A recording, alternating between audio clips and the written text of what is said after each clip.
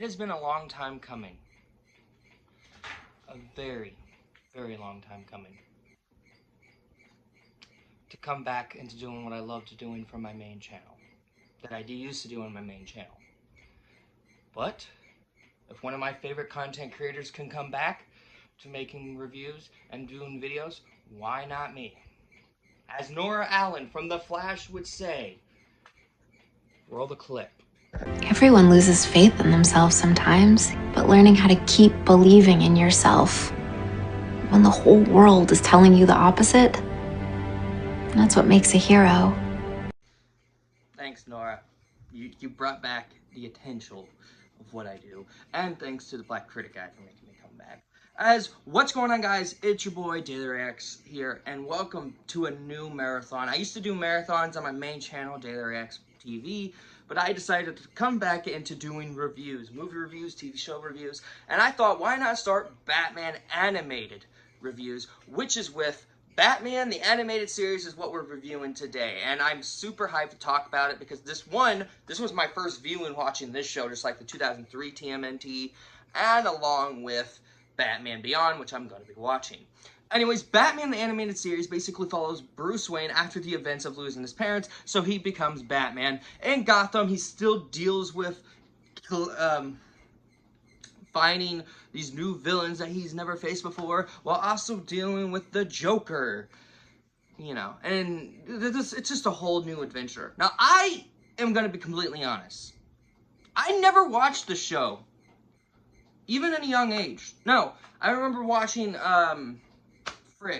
the Batman movies, like Batman Forever, Batman with Michael Keaton, Batman Returns, Batman and Robin, the Dark Knight trilogy, and then, of course, Robert Pattinson, but I never really watched the cartoons. I watched one, and that was, like, the one in, like, the early 2010s.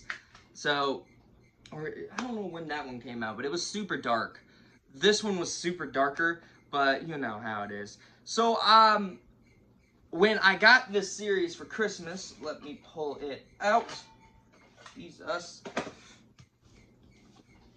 When I got this series for Christmas, I decided to binge it and watch it for the very first time. And believe it or not, I actually had a great time with this show. It's one of my favorite Batman shows, I will not lie. Well, Batman Beyond, I actually watched like a couple of episodes of that, I watched like 4 episodes of it. I was instantly attached, just like I was with this one. If you guys are wondering what is on my arm, I actually just donated blood today. So at the time that this video comes out, I'll have this removed.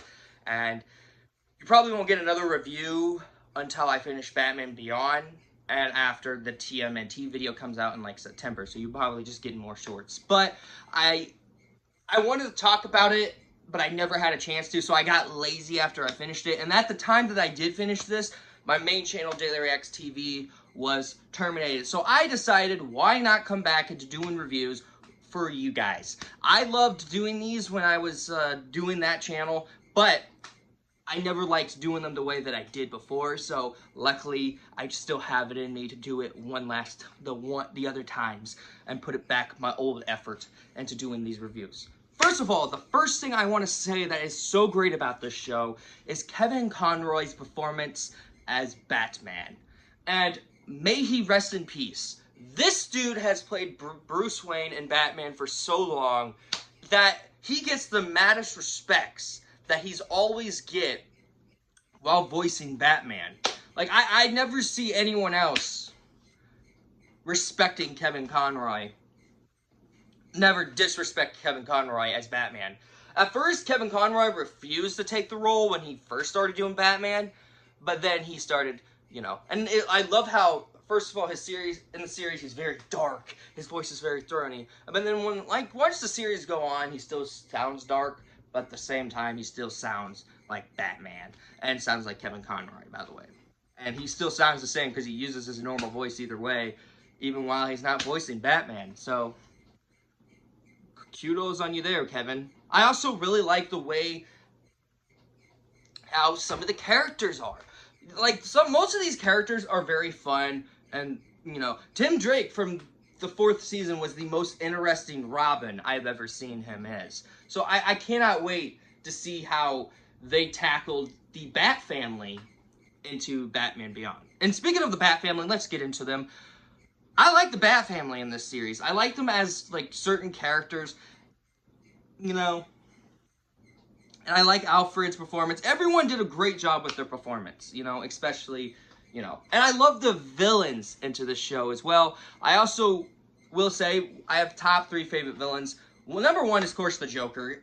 Mark Hamill is just phenomenal as the Joker. Like, in any episodes he's in, he doesn't sound like Mark Hamill, and that was because Tim Curry took over the role for a while, and then they decided to cast Mark Hamill. But to be honest, that was a great pick because Mark Hamill was a great pick for Batman. He was so good into this cartoon, and he actually puts his time and effort into it, you know.